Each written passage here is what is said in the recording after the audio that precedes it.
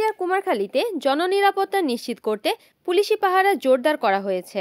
রাতে কুষ্টিয়া রাজবাড়ী আঞ্চলিক মহাসড়ক সহ শহরের বিভিন্ন গুরুত্বপূর্ণ পয়েন্টে নিয়মিত পুলিশি পাহারা অব্যাহত রয়েছে। ইতিমধ্যে চুরি ডাকাতি সহ বিভিন্ন অপরাধ অনেকাংশে নিয়ন্ত্রণে রয়েছে বলে জানিয়েছেন এলাকাবাসী। আওয়ামী লীগ সরকারের পতনের পর সারা দেশের মতো কুষ্টিয়াতেও আইনশৃঙ্খলা পরিস্থিতি অবনতি হয়। এলাকায় অপরাধ প্রবণতা বেড়ে গেলেও পুলিশি ভূমিকা অনেকাংশে কম ছিল। সাম্প্রতিক সময়ে কুমারখালী থানা পুলিশ এলাকায় পুলিশি পাহারা জোরদার করায় অপরাধ প্রবণতা অনেকটাই কমেছে বলে মন্তব্য করেছেন এলাকার মানুষ।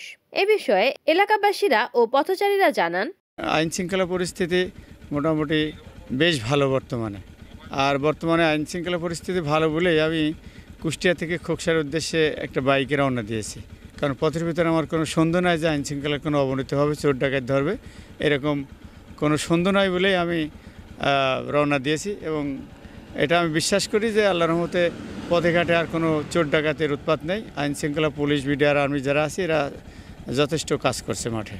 হ্যাঁ, সরকার পতনের পরে যে আইন শৃঙ্খলার অবনতি হয়েছিল এটা সবাই জানে। তার থেকে আস্তে আস্তে এখন আইন শৃঙ্খলা পরিস্থিতির বেশ উন্নতি। এই 5 তারিখের আগের চেয়ে এখন পুলিশের ব্যবহারটা অনেক ভালো। তারা আমাদের সাথে বা সাধারণ মানুষের সাথে সম্মান দিয়ে কথা বলে। থানাতে গেলে তারা যথেষ্ট সম্মানের সাথে আমাদেরকে বসতে দেয়, আমাদের কথা শোনে এবং সেই তদ অনুযায়ী পদক্ষেপ নেয়।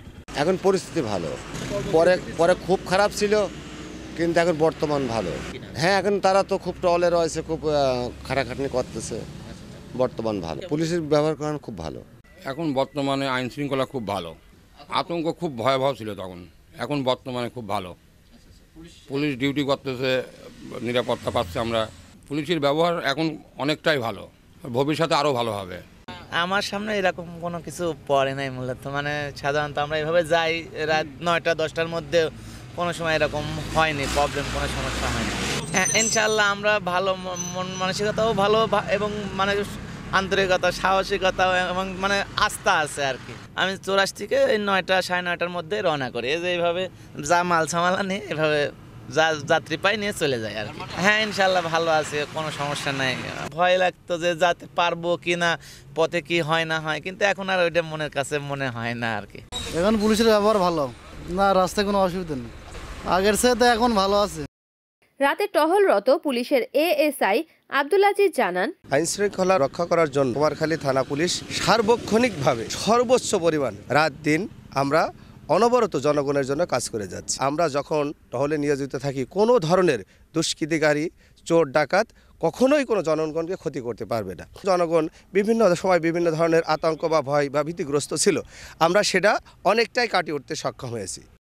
কুমারখালী থানার ভারপ্রাপ্ত কর্মকর্তা মোহাম্মদ সুলাইমান শেখ জানান, 5ই আগস্টের পরে যে আইন শৃঙ্খলার যে অবনতি ঘটেছিল, সেই পরিস্থিতি থেকে আমরা এখন সর্বাত্মকভাবে চেষ্টা করছি যেন আমরা ঘুরে দাঁড়াতে পারি, এবং আমরা সফল হয়েছি। এবং আমরা সর্বাত্মকভাবে এবং আন্তরিকতার সহিত নিয়ে কাজ করছি যাতে মানুষ সেবা পায় এবং আইন শৃঙ্খলার উন্নতি হয়।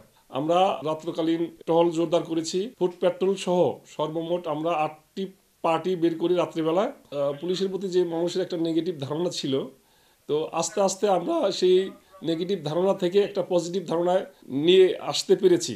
বিশেষ পদক্ষেপ নিয়েছি, যেমন গ্রামে পাহারার ব্যবস্থা করা, আমাদের রাত্রিকালীন রণপাহারা জোরদার করা, এবং চোর ডাকাত এবং এদের বিরুদ্ধে অভিযান করা, এবং আমরা অনেক চোর এবং ডাকাতকেও গ্রেপ্তার করতে সক্ষম হয়েছি।